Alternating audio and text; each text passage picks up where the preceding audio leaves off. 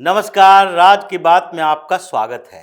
सोनिया गांधी, राहुल गांधी, नेहरू परिवार के लोग पार्टी पर कब्जा, बंगलों पर कब्जा, लुटियंस दिल्ली पर कब्जा, स्टेट में प्रॉपर्टी पर कब्जा, सारे राज्यों में कांग्रेस के दफ्तर के नाम पर जमीनों पर कब्जा। ये कब्जे की नीति जो नेहरू गांधी परिवार की चल रही थी, वो अब धीरे धीरे एक्सपोज ही नहीं हो रही है, बल्कि उसके खिलाफ कार्रवाई भी होने वाली है।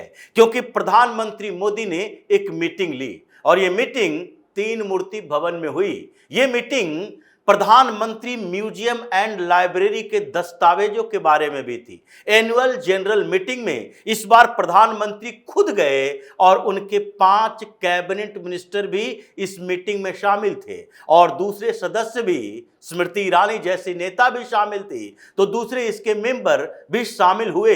लेकिन इसमें एक ऐसा फैसला लिया गया जिसके कारण सोनिया गांधी के पसीने छूट रहे हैं, क्योंकि पहले तो केवल उनसे डिमांड की जा रही थी, उनको लेटर लिखा जा रहा था, पूछा जा रहा था कि देखो, सामान्य तरीके से वो दस्तावेज लौटा दो जो आप 2008 में, उस समय इसे नाम दिया गया था नेहरू म्यूजियम एंड लाइब्रेरी, वहां से उठाकर ले गई थी। आप अपने 10 जनपद में जो 51 कार्टून बक्से रखे हुए हो दस्तावेजों से भरकर, उनको वापस करना पड़ेगा। ये आप मान रही हो कि ये लेटर है, पर्सनल लेटर नहीं है, लेकिन ये लेटर है तत्कालीन प्रधानमंत्री पंडित जवाहरलाल नेहरू के ये लेटर एक किसी व्यक्ति विशेष से सिर्फ नहीं है, बल्कि वो उस समय के बड़े लोगों के साथ कम्युनिकेशन है, जिसमें कई फ्रीडम फाइटर भी हैं, स्वतंत्रता सेनानी के साथ है, और उसमें उस समय पॉलिटिकल एक्टिविस्ट के साथ है, और अंतर्राष्ट्रीय स्तर पर भी इन दस्तावेजों की वैल्यू हो सकते हैं, क्योंकि उसमें एडविना माउंटबेटर के भी लेटर हैं जो नेहरू के साथ कम्युनिकेशन हुआ था। तो ये इतिहास के पन्नों में दर्ज क्यों नहीं किया गया? क्योंकि नेहरू गांधी परिवार ने इसे छिपा कर रखा। इसमें लेटर अरुणा आसफ अली के साथ भी है, जिससे किसी न किसी मुद्दे पर, यहां तक कि सरकार के मुद्दे पर भी जवाहरलाल नेहरू के साथ टकराव रहा। इसमें लेटर जयप्रकाश नारायण के भी हैं, जिसको लेकर यह कहा जाता है कि जयप्रकाश नारायण ने कई मुद्दे पर, समाजवाद के मुद्दे पर, वामपंथी मुद्दे पर, सेंटर मुद्दे पर और केंद्र के कई मामलों में, चाहे तिब्बत की नीति हो या फिर जवाहरलाल नेहरू की कश्मीर नीति हो या फिर नॉर्थ ईस्ट को लेकर जो जवाहरलाल नेहरू की नीतियां थी, जिस तरीके से नॉर्थ ईस्ट में मिशनरियों के हाथों सौंप दिया गया, जिससे आज स्थिति यह है कि नॉर्थ ईस्ट क्रिश्चियन बहुल स्टेट बन चुका है। ये सारे मुद्दों पर चर्चा की गई थी, लेकिन वो दस्तावेज नहीं है। इंदिरा गांधी ने नेहरू म्यूजियम एंड लाइब्रेरी में रखवाया था। उन्हें लग रहा था कि ये नेहरू म्यूजियम एंड लाइब्रेरी है, मतलब हमारे परिवार की संपत्ति है, ये कैसे दूसरे के पास चली जाएगी? ये राष्ट्रीय संपत्ति नहीं है, बल्कि हमारे परिवार की संपत्ति है। जैसे राहुल गांधी कहा करते हैं कि मेरी दादी कहती थी कि ये घर तुम्हारा ही है, और इसलिए हमारे पास कोई घर नहीं है दिल्ली के अंदर। भले ही राहुल गांधी प्रियंका वाड्रा के नाम से फार्म हाउस है, लेकिन घर नहीं है। भले ही नेशनल हेराल्ड की पूरी बिल्डिंग राहुल गांधी, सोनिया गांधी ने हड़प ली हो, लेकिन ये कहते फिरते हैं घर नहीं है। क्यों? क्योंकि इनको तो पता है, पारिवारिक तौर पर पता है कि हम तो प्रधानमंत्री के परिवार से हैं, सांसद भी रहेंगे, बड़ा बंगला को ही कब्जा करके रखेंगे रहेंगे। जैसे सोनिया गांधी सांसद नहीं थी, तब भी पूर्व प्रधानमंत्री की पत्नी थी, तो इसलिए उनको 10 जनपद पर अधिकार मिला। वो सांसद होते हुए भी प्रधानमंत्री से ज्यादा बड़ा बंगला रखी हुई थी, और आज भी रखी हुई है, जिसके ऊपर कोई नोटिस नहीं जा रहा कि अब शिफ्ट करो दूसरे जगह पर। उनको 10 जनपद से इतना प्रेम है और वो पावर सेंटर में बैठी रहना चाहती है। इसके लिए एक्टिव पॉलिटिक्स से उन्होंने अपने आप को अलग कर लिया। लेकिन राज्यसभा सांसद तो रहेंगी, पार्लियामेंट्री पार्टी के लीडर कांग्रेस की रहेंगी। क्यों? क्योंकि 10 जनपद पर कब्जे तो करके रखना है। अभी राहुल गांधी ने 10 जनपद छोड़ा और 5 सुनहरी लेन में शिफ्ट हो गए। एक और बंगला चाहिए, जैसे यूथ कांग्रेस का बंगला, जैसे कांग्रेस का पहले से ही 24 अकबर रोड का बंगला, उस पर भी अभी कब्जा किए हुए है। चाहे दूसरे जगह पर इनका बंगला जो दूसरा ऑफिस के लिए दे दिया गया है, फिर भी 24 अकबर रोड का बंगला ये नहीं छोड़ेगा।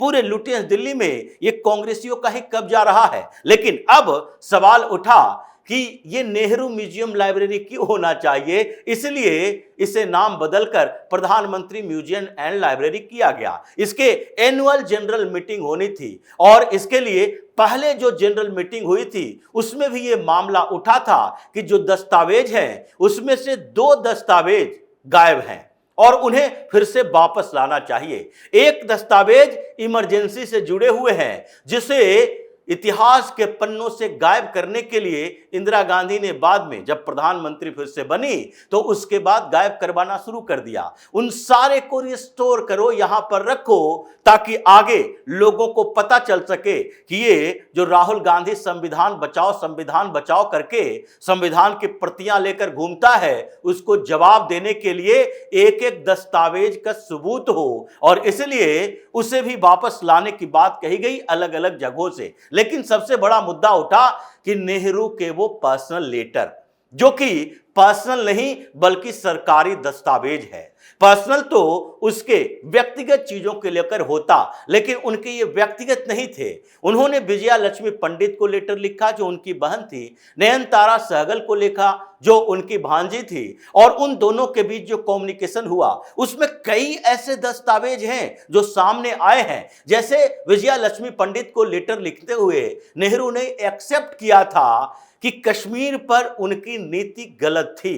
कश्मीर को लेकर जो वो यूएन में गए वो इस भरोसे से गए थे कि अमेरिका और ब्रिटेन दोनों साथ देगा और बैकडोर पॉलिटिक्स ऐसी ही चल रही थी। लेकिन जैसे ही ये विवाद लेकर यूएन गए, उसके बाद अमेरिका ने भी धोखा दिया और ब्रिटेन ने भी धोखा दिया, जिसके कारण वहां यूएन की तरफ से लाइन ऑफ कंट्रोल बना दिया गया। आज पीओके हमारे पास नहीं है, हमें उस पर कब्जा करने के लिए इतनी कोशिशें करनी पड़ रही है। और ये ऐसे कई मामले हैं जिसमें जयप्रकाश नारायण के साथ है। अल्बर्ट आइंस्टीन ये नेहरू को लेटर नहीं लिख रहे थे, बल्कि ये भारत के प्रधानमंत्री के तौर पर, बड़े नेता के तौर पर, कांग्रेस के नेता के तौर पर लिख रहे थे। और उसी तरीके से जयप्रकाश नारायण केवल दोस्ती के लेटर नहीं लिख रहे थे, बल्कि ये लिख रहे थे कि जिस तरीके से आप अपने वारिस चुन रहे हो इंदिरा गांधी को, वो सही नहीं है। आप डायरेक्ट बातें नहीं करते, लेकिन इनडायरेक्ट तौर पर अगर प्रधानमंत्री होते हुए आप किसी जनसभा में, रैली में, मीटिंग में इंदिरा गांधी को ले जाते हो, तो ये तो इनडायरेक्टली यही बात है कि मेरे बाद प्रधानमंत्री का उम्मीदवार यही होगी। भले ही आप डायरेक्ट वो बातें नहीं कर रहे, लेकिन उनको प्रमोट कर रहे हो। जयप्रकाश नारायण ने कई ऐसे लेटर लिखे हैं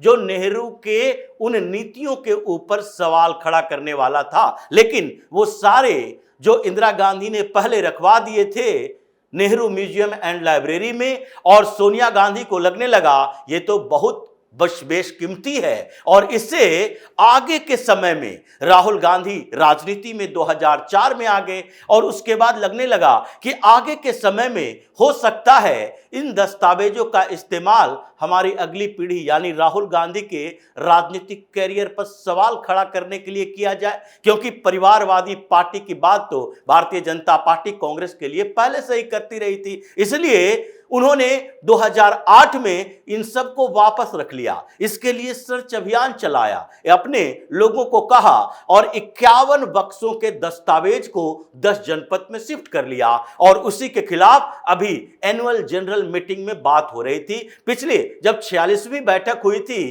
तो डिफेंस मिनिस्टर राजनाथ सिंह, जो प्रधानमंत्री म्यूजियम एंड लाइब्रेरी के वाइस प्रेसिडेंट है, प्रेसिडेंट खुद प्रधानमंत्री हैं, उन्होंने ये बात कही थी कि इसके लिए आगे तैयारी कीजिए कि कैसे लाया जा सकता है वापस। रिजवान कादरी जो प्रधानमंत्री म्यूजियम एंड लाइब्रेरी के मेंबर हैं, उन्होंने राहुल गांधी को भी लेटर लिखा, सोनिया गांधी को भी लेटर लिखा, कोई जवाब नहीं। उसके बाद कुछ और लेटर लिखे गए और अब प्रधानमंत्री म्यूजियम एंड लाइब्रेरी के तरफ से सीधे लीगल नोटिस भेजने की तैयारी चल रही है, क्योंकि जब पीएम मोदी ये 47वीं एनुअल जनरल मीटिंग की अध्यक्षता करने वाले थे तो उससे पहले सारे ये तैयारी कर ली गई थी, बताने के लिए लीगल ओपिनियन ले लिया गया था कि उसका असली मालिक कौन होगा, और अगर एक बार आपने डोनेट कर दिया तो फिर क्या आपके पास अधिकार है कि उसे आप वापस ले सकते हो, क्योंकि उसमें कोई शर्त नहीं रखी गई थी। न इंदिरा गांधी के समय में न सोनिया गांधी ने रखी थी कि नहीं हम अभी यहां पर रख रहे हैं और उसके बाद कभी भी वापस ले जाएंगे। जब आपने दान कर दिया तो दान कर दिया, वापसी का अधिकार खत्म हो गया। लेकिन फिर भी जब इन लोगों को लगा तो वो वापस लेकर अपने 10 जनपद में लेकर चले गए। इसलिए अब लीगल नोटिस की बात प्रधानमंत्री ने सीधे कह दी है। 5 मंत्रियों को इसमें लगा दिया है, जिसमें इस जनरल मीटिंग में शामिल थे डिफेंस मिनिस्टर राजनाथ सिंह भी प्रधानमंत्री के पास बैठे थे, साथ में फिनांस मिनिस्टर निर्मला सीतारमण भी थी, साथ ही एजुकेशन मिनिस्टर धर्मेंद्र प्रधान भी थे और आईटी मिनिस्टर अश्विनी वैष्णव भी थे, और उनके साथ दूसरे जल शक्ति मिनिस्टर गजेंद्र शेखावत भी बैठे थे। इन 5 मंत्रियों को सीधे पीएम मोदी ने कहा अब आगे लीगल ओपिनियन का समय खत्म हो गया, लीगल नोटिस भेजिए। 10 जनपद में जो चल रहा है उसका हिसाब चाहिए। 51 बक्सों में भरकर ये सरकारी दस्तावेज जो ले गई हैं सोनिया गांधी, उसे वापस करो, नहीं तो फिर इसका इन्वेस्टिगेशन जब होगा 10 जनपद के अंदर, जब छापेमारी होगी तो फिर औकात पता चल जाएगा कि उसके अंदर कौन कौन से राज छिपाकर रखे हुए हैं। और अब तो 10 जनपद को खाली करने की कार्रवाई भी होगी, क्योंकि बहुत समय हो गया। इन्होंने इतने बड़े बंगले पर कब्जा करके रखा हुआ है, अकेले रहना और वहां उसकी व्यवस्थाओं में जो स्थितियां पैदा हुई कि एक सांसद जो पार्लियामेंट्री कमेटी के मेंबर हैं, अपनी पार्टी के पार्लियामेंट्री कमेटी के चीफ है, उनको इतने बड़े बंगले में क्यों रखा जाना चाहिए? उनका बंगला चेंज होना चाहिए। जैसे राघव चड्ढा ने गलती से ले लिया था टाइप 8 का बंगला, उसके बाद टाइप 6 में उसे शिफ्ट किया गया। यही स्थिति अब 10 जनपद के लिए चल रही है। तो इसी तरह की खबरों के साथ फिर से हाजिर होंगे, तब तक के लिए बने रहिए हमारे साथ और देते रहिए हमें सहयोग, ताकि इसी तरह की खबर हम आपके लिए लाते रहे। धन्यवाद।